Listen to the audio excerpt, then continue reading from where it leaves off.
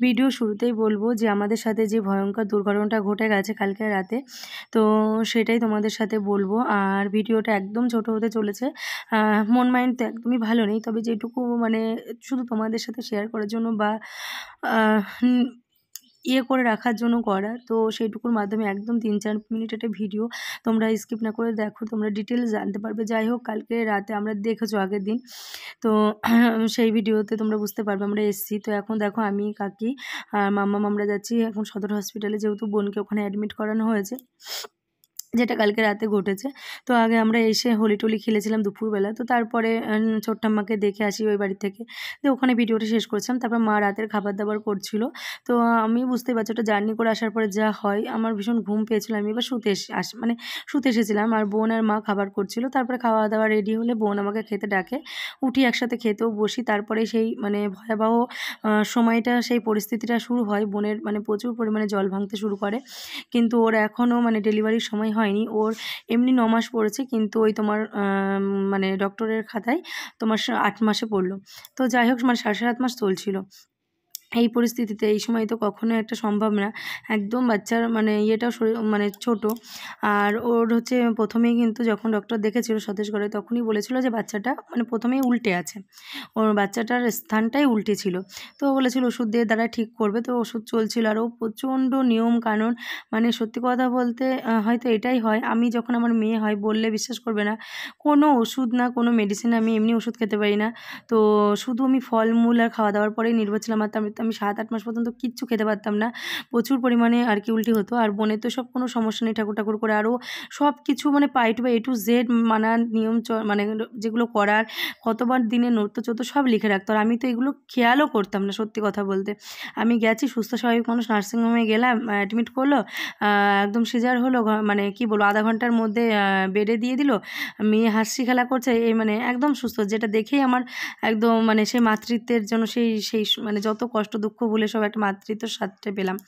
তো সেই জায়গায় দাঁড়িয়ে বোনের এই পরিস্থিতিতে ও এত কিছু করেও ওর সেটা রক্ষা হলো না, শেষ রক্ষা। ওর জানি না কী কারণে হঠাৎ করে প্রচুর পরিমাণে জল ভাঙতে লাগে, ওর পরিস্থিতি মানে ভীষণ মানে ইমার্জেন্সি হয়ে যায়। তো তখন ওকে যে ডাক্তার দেখতো সতেজগড়ে, সেখানে নিয়ে যাওয়া হয় তার নার্সিংহোমে, সেখান থেকে ওকে রেফার করে সদরে আমাদের জেলা হসপিটাল, কারণ এখানে ধরো সব রকমের চিকিৎসা ব্যবস্থা আছে, যেটা নার্সিংহোমে নেই। তো বললো এরকম পেশেন্ট আমরা হাতে নেব না, কারণ ওটা খুব ক্রিটিক্যাল একটা পরিস্থিতি হয়ে যায়। আর যেহেতু বাচ্চাটার পজিশনটা উল্টো ছিল, তো বাচ্চাটা না ভেতরে আর কি ছটফট করে ও মানে শ্বাসকষ্ট হয়ে যায়, মানে মানে এমনি উল্টো ছিল, ওই জন্য আর প্রচুর পরিমাণ জল ভেঙেছে, ওর মানে পুরো হাঁপিয়ে গেছিলো।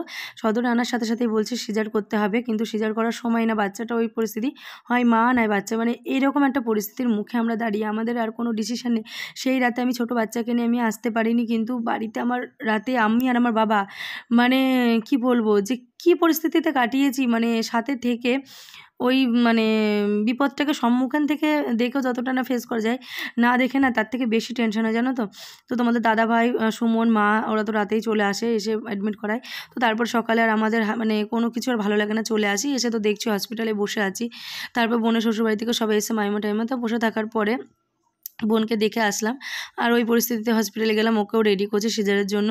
তো যাই হোক, সিজার করে দিতে হবে, কিছু করে না, কারণ বাচ্চার পজিশনটা উল্টো, তারপর বাচ্চা হাঁপিয়ে গেছে, সিজার করতে হবে।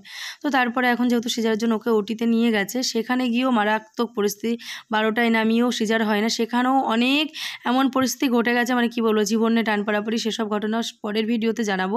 মানে তারপরেও সেই বাচ্চা হওয়ার পর থেকেও যে আমাদের সাথে কি ঘটে চলেছে, কি ঘটছে, সবটা তোমাদেরকে পরের ভিডিওতে জানাবো। তো বুঝতেই পারছো, সেই কালকে রাতেও খাওয়া দাওয়া নেই, সারাদিন খাওয়া নেই, তো খাবোই না সবাই জোর করে, যেহেতু ওকে এখন ওটিতে নিয়ে গেছে, আমরা কোনো খোঁজখবর পাচ্ছি না, কোনো যোগাযোগ না, সেই মানে পুরো হসপিটাল তোলপাড় হয়ে যাচ্ছে। পুরো ডিটেলসটা পরের ভিডিওতে আনবো, এখন শুধু তোমাদেরকে এটুকু জানালাম। তো চলে এসেছি এখানটায়, রেস্টুরেন্টে দেখলাম নতুন করেছে বেশ, তো খাওয়া দাওয়া করতে আসলাম। তো ওইদিকে আমার বাবাও বাড়িতে রয়েছে, বাবাও তো একদম মানে পোয়াথার বাড়ি করছে, বাবা তো ওর ফোন থেকে ফোন করছে, জানানো হচ্ছে, কিছুই খবর দিতে পারছে না। ওইদিকে ওই মানুষটাও টেনশন করে পাগল হয়ে যাচ্ছে।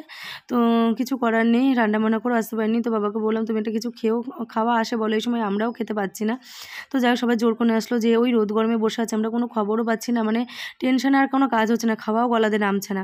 আর মা বোনায় ওরা তো মুখেও তুলছে না, আমিও মুখে তুলতেছি, কিন্তু জোর করে যে এক খাওয়া নেই, ছোটো মেয়েরা আছে, তো বললো খেয়ে নাও, সবাই টুকটাক করে খেয়ে নিই, কারণ এরপরে আবার ওখানে যেতে হবে। তো চলো পরের ভিডিওতে আবার তোমাদেরকে ডিটেলসটা জানাবো, এখানেই রাখছি।